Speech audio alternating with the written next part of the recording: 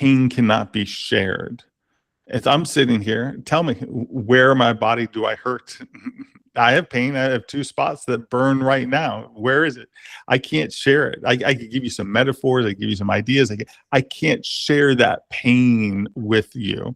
And so I like the quote, and I may have said it before, but I really like the quote by David Foster Wallace, which is, how can I have all of this inside me, but to you, it's just words?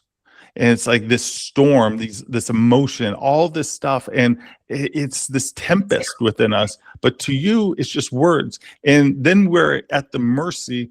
Does the person believe the words, understand the words?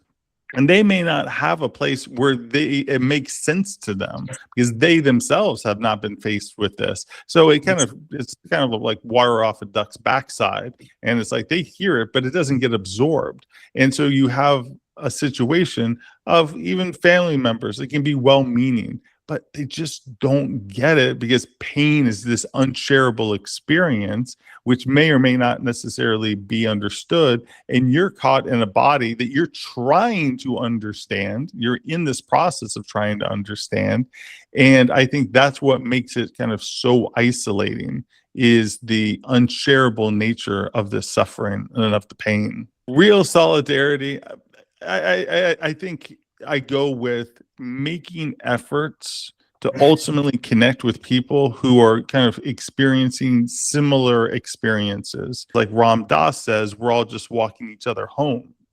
And so we have to seek out those people. Those people will not show up at my door. If I go outside, I'm not going to find people with immune disorders, but I have to go out and I have to create a signal. That's what I try to do with my books, with my podcast. I try to create a signal so that I can be found and they can be found as well.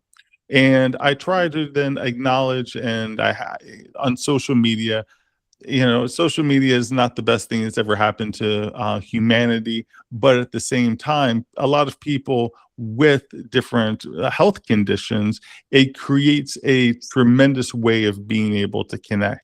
If they were sick in 1983, they would just be alone reading Virginia Woolf, and life sucks, and they're just waiting for their next appointment for their next steroid infusion.